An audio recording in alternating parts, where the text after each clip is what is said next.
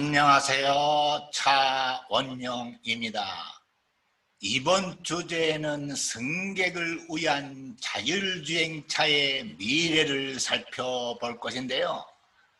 먼저 2016년에 발표된 미 연방정부의 자율차 정책 가이드라인을 살펴보고 MIT의 자율차 인공지능 프로그램을 어떻게 세팅해야 하는가라는 논문과 구글의 셀프 드라이빙 테스트 상황을 살펴보고 미국 캘리포니아주에서 테스트하고 있는 기업들의 자율차 해제 모드 리포트와 구글 웨이모, GM 크루즈, 테슬라, 우버의 기술 경쟁력을 살펴보고 마지막으로 구글 웨이모가 레벨 4에서 가장 앞서 있다는 것으로 결론 짓겠습니다. 감사합니다.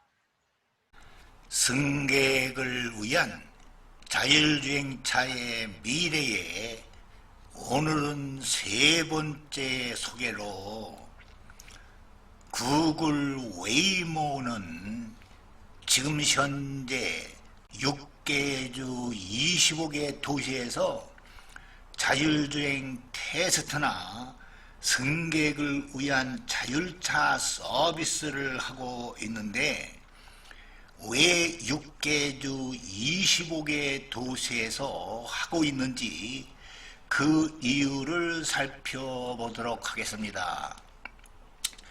제일 먼저 2009년에 캘리포니아에서 하고 있는데 캘리포니아주는 미국 50개 주 중에서 제일 먼저 자율차 규정을 정하고 테스트를 허가를 했죠.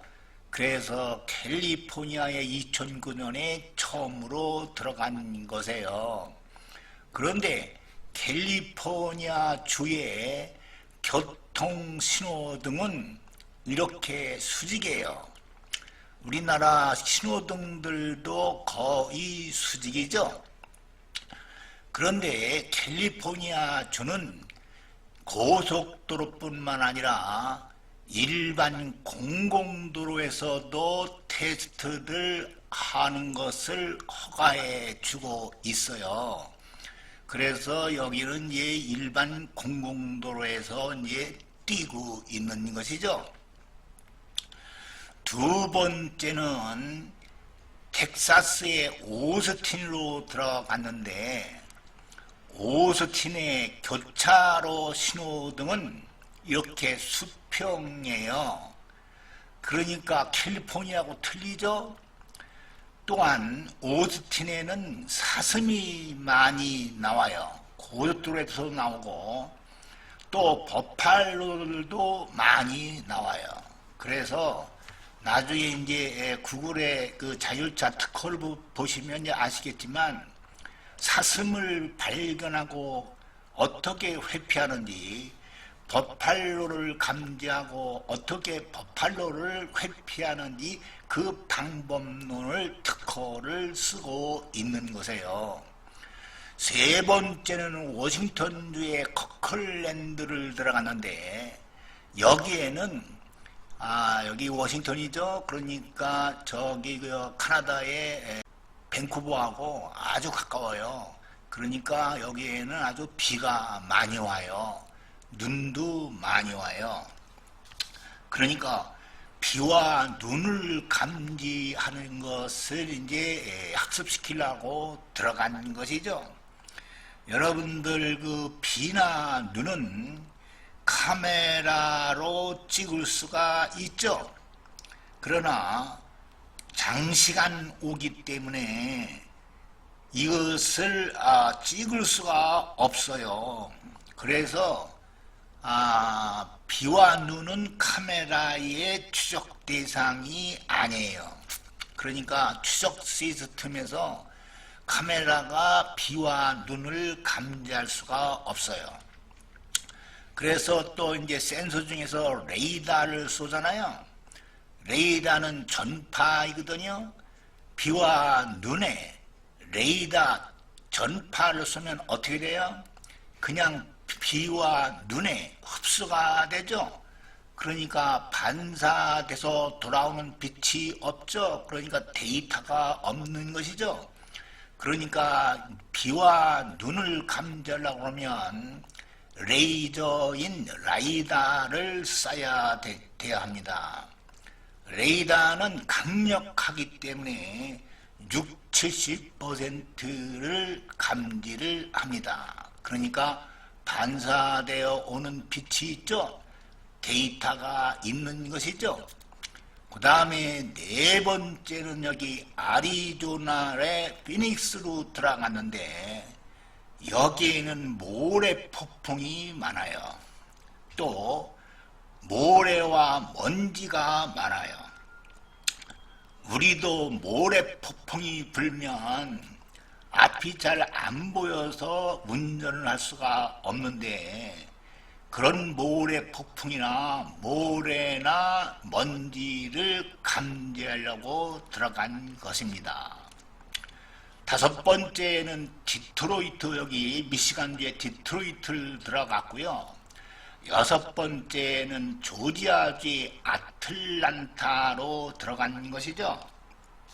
결론적으로 이렇게 지역적으로 기후, 환경, 전부의 특성이 다르기 때문에 이것은 결국 무엇을 의미하는가 하면 가장 지역적으로 최적화된 자율차를 출시해야 된다는 것이죠. 다음은 구글 웨이모의 총 자율주행 거리를 살펴볼 것인데요. 2009년부터 2019년 11월까지 총 주행거리는 2천만 마일이나 됩니다. 1마일이 1.6km이니까 3,200만 km를 뛴 것이죠. 이는 사람들이 운전하는 경우 1,400년이 걸려야 도달하는 주행거리입니다. 그리고 6개주 25개 도시에서 600대의 미니밴으로 뛰고 있거든요. 그리고 2020년부터 피아트 크라이슬러에서 6만 2천 대의 미니밴을 제공받아서 서비스를 시작할 계획입니다. 우리나라는 2019년 12월까지 총 82대로 72만 킬로미터를 뛰었거든요. 72만 킬로미터에 3,200만 킬로미터, 게임이 안 되는 것이죠. 다음은 구글 웨이모의 인공 버츄얼 랩을 살펴볼 것인데요. 강력한 인공지능 시뮬레이터가 있다면 차고에서도 학습시킬 수가 있겠죠.